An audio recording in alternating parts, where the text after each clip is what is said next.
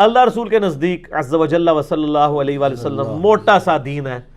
اللہ کو ایک ماننا، نبی علیہ السلام کو اللہ کا آخری پیغمبر ماننا، قرآن کو اللہ کی کتاب ماننا، مرنے کے بعد جی اٹھنے کے اوپر ایمان، فرشتوں پر، کتابوں پر یہ ایمان، اور ضروریات دین میں سے کسی کا انکار نہ کیا جائے. ضروریات دین کون سی ہیں؟ یعنی نماز فرض ہے، روزہ فرض ہے، وہ جو 5 چیزیں بخاری مسلم میں ہے کہ اسلام کی بنیاد 5 چیزوں پہ ہے. کلمہ، اس کے بعد نماز، اس کے بعد رمضان زکوٰۃ، پھر رمضان کے روزے، اور استطاعت ہو تو حج. یہ بنیادی موٹی موٹی چیزیں. باقی اگر آپ باریکیوں میں جائیں تو میں نے آپ کو بتایا تو کوئی نہیں بچے گا. تو میں اس میں ایک آسان جملہ بولتا ہوں کہ اسلام میں داخل کرتے وقت جو چیزیں آپ نے کسی سے پڑھوائی تھی نا، جب تک وہ ان چیزوں کا انکاری نہیں ہوتا اس وقت تک اسلام سے نکل نہیں سکتا. وہ اسلام میں داخل کرنے کے لیے اللہ، رسول، آخرت، قرآن کو ماننا ضروری ہے. اور آپ کسی بھی عالم سے جا کے پوچھیں جی اسلام کے قائد کیا ہیں، وہ کہیں گے جی 3 ہی قائد ہیں جی، عقیدہ، توحید، رسالت اور آخرت. باقی علماء پہ اگر آپ جائیں گے تو ماشاءاللہ آپ کو بتایا نا کہ وہ تو اتنے نواقض اسلام آپ کو بتائیں گے کہ وہ تو اگر آپ کسی، یعنی پاکستان میں کروڑوں لوگ ایسے ہیں جن کے سامنے آپ یہ کہہ دینا کہ نبی علیہ السلام انسان تھے تو آپ کے نزدیک وہ آپ ان کے نزدیک گستاخ رسول ہیں. گستاخ رسول کا مطلب کیا ہے؟ کافر نہیں سر، واجب القتل، مرتد. کافر چھوٹا لفظ ہے، یہ بڑا ہلکا لفظ ہے، مرتد. اور ایسا مرتد جس کی توبہ بھی قبول نہیں ہے، کیونکہ یہ کہتے ہیں کہ گستاخ رسول کی توبہ قبول نہیں ہوتی. نبی کریم صلی اللہ علیہ وسلم کی بارگاہ وہ بارگاہ ہے کہ ہمارے فقہ حنفی کی روشنی میں اگر کوئی سرکار صلی اللہ علیہ وسلم کی توہین کا مرتکب ہوتا ہے اور وہ اللہ تعالیٰ کی بارگاہ میں توبہ کرے تو عند اللہ تو اس کی توبہ مقبول ہے. یقیناً اللہ تعالیٰ توبہ قبول فرمانے والا ہے، اس سے کوئی انکار نہیں کر سکتا. لیکن جو حاکم اسلام ہو، اگر بالفرض ہوتا یا قاضی ہوتا، اس پر کیا لازم تھا؟ تو ہمارے احناف یہ کہتے ہیں کہ قاضی کو چاہیے کہ اس کی توبہ قبول نہ کرے. توبہ قبول نہ کرنے کا مطلب لازم سزا کا جاری کرنا. یہ بھی ڈاکٹرائن آپ نے سمجھنی ہے. وہ کہتے ہیں اللہ کے گستاخ کی توبہ ہے، نبی کے گستاخ کی نہیں ہے. اچھا جی، تو جب جس ملک میں یہ حال ہو لوگوں کا، وہاں آپ کیا ایکسپیکٹ کریں گے نواقض اسلام؟ تو ٹھیک ہے، ہم تو ان تلخ رویوں کے خلاف یعنی شروع سے بول رہے ہیں، اور یعنی یہ اپنے لیے ہم یعنی اس ملک کو ہم جہنم بنا رہے ہیں اس حوالے سے کہ یہ علماء نے جس طرح کے تلخ رویے پبلک کے اندر پروپیگیٹ کر دیے نا، کفر و شرک کے اور گستاخانہ رسول کا فتویٰ لگانے کے. کسی بندے کو نہیں چھوڑتے، کوئی بات نہیں جانے دیتے. یعنی آپ اگر یہ کہہ دیں کہ نبی علیہ السلام فوت ہو چکے ہیں، ٹھیک ہے، وہ کہتے ہیں جی وہ نبی علیہ السلام کو یعنی موت آ گئی ہے. آپ یہ جملہ بول کے دیکھیں. رسول اللہ کو مردہ کہنے پہ اگر میں نے ذاکر نائک کو کچھ برا کہہ دیا تو کچھ برا نہیں کہا میں نے، اور اگر میں نے کہا ہے تو میرا رب گواہ اس بات کا کہ میں نے کیا کہا ہے. میں نے اپنے نبی کی حرمت کے لیے مقدمہ لڑا ہے. میرے پیارے نبی پاک صلی اللہ علیہ وآلہ وسلم کے لیے مردہ کا لفظ تو بہت بڑا ہے، اس سے ہلکا لفظ بھی کوئی کہے ہم ایسے شخص کے ساتھ بیٹھنے کو تیار نہیں ہیں. وہ اس لائق نہیں ہے کہ اس کا تحفظ کیا جائے. وہ مسلمان ہونا تو دور کی بات، انسان ہونے کے لائق نہیں ہے. اس کا نام کیوں لائے پھر شخص رسول اللہ صلی اللہ علیہ وسلم کو اس طرح دیدہ دلیری کے ساتھ، بے ادبی کے جملوں کے ساتھ وہ مر گئے کہے، اس کا انداز کے اندر ایک جس کو کہتے ہیں معاذ اللہ ثم معاذ اللہ ایک گناہ بیگانگی کا انداز ہے، یہ گستاخی کا انداز ہے، یہ بے ادبی کا انداز ہے. اور ایسے لوگوں کا دفاع کرنے والے بھی انہی کے حکم اور بے ادبی کے اندر آئیں گے.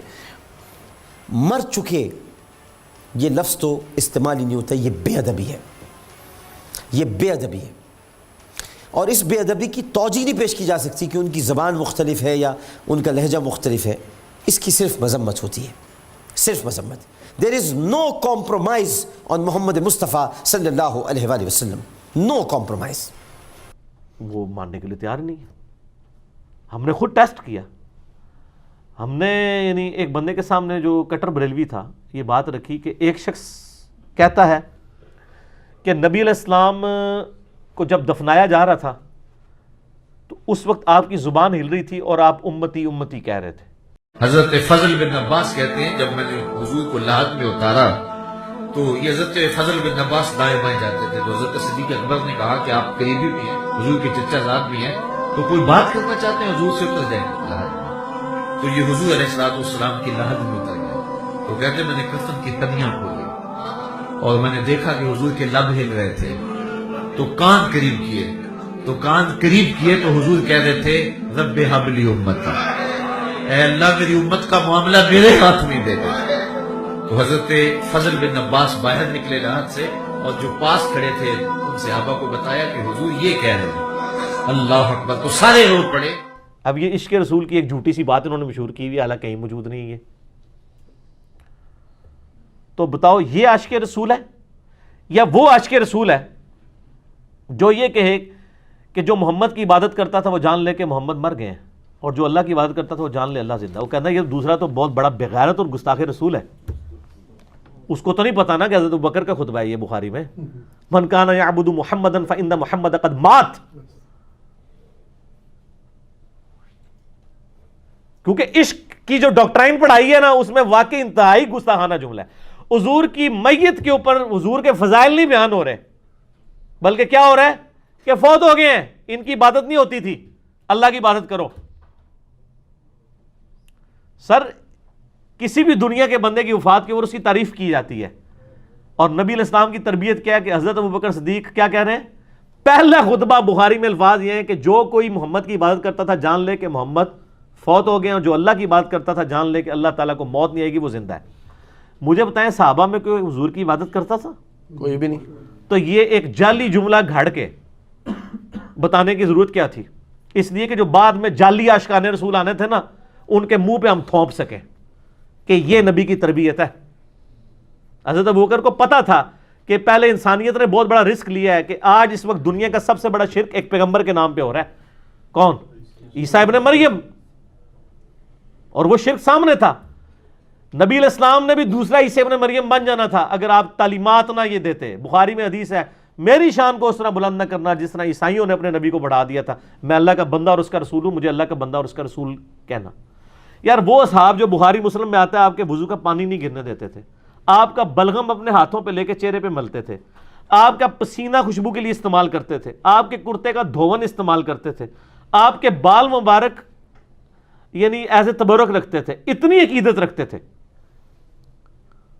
وہ اصحاب یہ کہنے کہ محمد علیہ السلام فوت ہو چکے ہیں اور ان کی میت کے اوپر، اور ساتھ فیبریکیٹڈ جملہ بول رہے ہیں کہ جو کوئی محمد کی بات کرتا تھا جان لے کہ محمد فوت ہو چکے ہیں، حالانکہ کوئی بھی نہیں تھا کرتا، آج بھی کوئی نہیں کرتا۔ لیکن اتنا سخت جملہ بولنا، میرا خیال ہے اگر مدینہ شریف میں 295C لگی ہوتی نا اس زمانے میں تو حضرت بکر گئے تھے، کیونکہ انہوں نے کہنا تھا یار اس نو پوچھو یہ کیڑا عبادت کرتا ہے ساڈے چوں، اسی کو نبی نو خدا مننے ہاں۔ یہ تو یہی کہتے ہیں نا وہاں پہ، اسی خدا تے نہیں منتے، خدا دا بندہ مننے ہاں، اسی کو تو خدا مننے ہاں، تو کی تقریر پہ کرنا ہے میں کہ جو محمد کی عبادت کرتا تھا وہ جان لے کہ محمد فوت ہو گیا۔ تانوں کوئی اور گل نہیں سمجھ آئی؟ تانوں حیات النبی نہیں یاد آئی، وفات النبی یاد آ گئی ہے؟ مر چکے یہ لفظ تو استعمال ہی نہیں ہوتا، یہ بے ادبی ہے، یہ بے ادبی ہے، اور اس بے ادبی کی توجیہ نہیں پیش کی جا سکتی کہ ان کی زبان مختلف ہے یا ان کا لہجہ مختلف ہے، اس کی صرف مذمت ہوتی ہے، صرف مذمت۔ دیر از نو کمپرومائز آن محمد مصطفیٰ صلی اللہ علیہ وآلہ وسلم، نو کمپرومائز۔ تو حضرت ابوبکر پہ 295C لگا دینی تھی انہوں نے پکڑ کے۔ سر یہ قرآن و سنت میں جو دین ہے وہ اور ہے، انڈیا پاکستان بنگلہ دیش میں جو دین ہے یہ اور ہے، بس اس سے زیادہ سخت جملہ نہیں میں بول سکتا تھا۔ ٹھیک ہو؟